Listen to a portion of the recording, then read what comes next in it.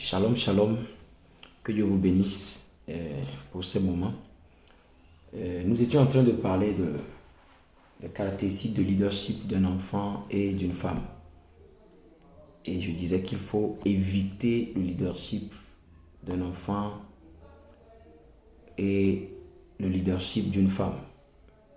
Je tiens à préciser que je ne dis pas qu'une femme ne peut pas être leader ou qu'un enfant ne peut pas être leader.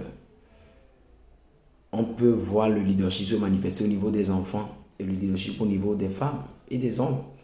Mais il y a des caractéristiques propres aux enfants et aux femmes qui ne sont pas bons pour le leadership. Donc, en tant que femme, les femmes doivent tenir compte de cela et éviter ces caractéristiques-là dans leur leadership. De même que les hommes doivent éviter ces caractéristiques dans leur leadership parce qu'il y a certains hommes qui manifestent le leadership des femmes.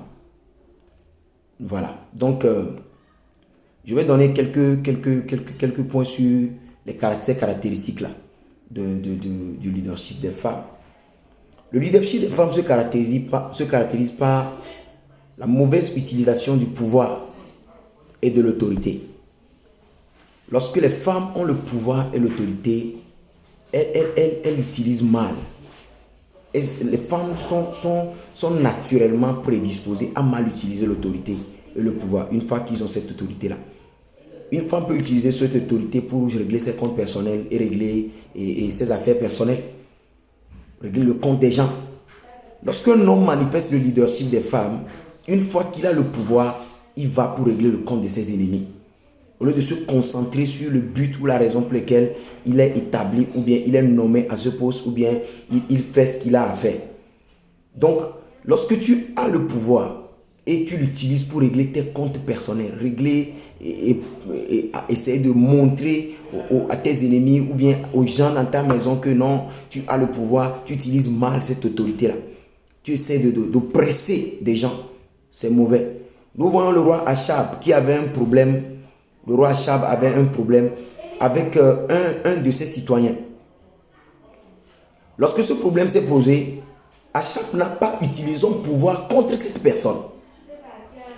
Achab savait que cette personne ne lui donnait pas ce qu'elle voulait. Mais Achab était juste triste. Il n'a pas utilisé son pouvoir contre cette personne. Mais une fois que sa femme a entendu que non, en tant que roi, tu n'as pas pu obtenir cela à cause de cet homme-là. La femme a pris cette autorité, il a menti dans le compte de cet homme et il a tué cet homme pour obtenir ce qu'il veut. Donc le leadership doit éviter ces genres d'actions. Le leadership des femmes se caractérise par la méchanceté. Lorsque tu vois certaines femmes dans l'autorité, tu vas voir la méchanceté en plein nez. Des règlements de comptes. Lorsque tu es un leader et tu aimes régler tes comptes, tu aimes dépasser les limites. Nous voyons certaines femmes qui ont vécu des choses dans leur vie, qui ont traversé des choses, qui ont des difficultés. Une fois qu'ils ont épousé des personnalités, ils ont épousé des gens qui ont un peu de moyens, qui leur ont mis dans de bonnes conditions. Lorsqu'ils trouvent des bonnes, vous allez voir la façon dont ils les traitent. Le problème des bonnes dans les maisons ne dépend pas souvent des hommes, c'est des femmes. C'est des femmes qui essayent d'abuser de leur autorité, abuser de leur pouvoir, être méchantes avec leur semblable.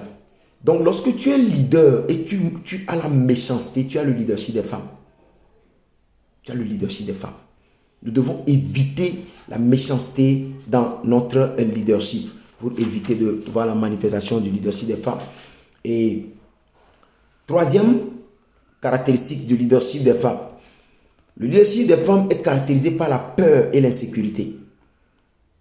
Lorsqu'on est leader, on doit être en sécurité, on doit être en paix, on doit être serein dans ce qu'on est en train de faire. Et vous allez voir beaucoup de personnes, une fois qu'on leur donne le pouvoir, ils commencent par éliminer les potentielles personnes qui peuvent être à ce poste. Ils commencent par les éliminer. Au lieu de se concentrer sur le travail pour lequel on t'a appelé, au lieu de se concentrer sur tes performances, ils commencent par s'attaquer aux gens. Parce qu'ils se sentent en insécurité. Lorsqu'on a le leadership des femmes, on n'a pas des opposants. On laisse la direction et on se concentre sur les opposants. Qu'est-ce qu'ils font? Qu'est-ce qu'ils disent? Où sont-ils? Qu'est-ce qu'ils veulent faire? On utilise tout le pouvoir pour nuire aux opposants. Lorsque tu es dérangé par des gens qui ne sont pas d'accord avec toi, lorsque tu es concerné par des gens qui ont les mêmes compétences que toi, au lieu de diriger, tu as le leadership des femmes. Les femmes se sentent en insécurité avec toutes d'autres femmes autour d'elles lorsqu'ils sont mariés, qu'elles sont mariées. Toute personne qui peut plaire à son mari ou bien toute femme qui rôde autour de son mari, elle se sent en insécurité, elle commence par attaquer.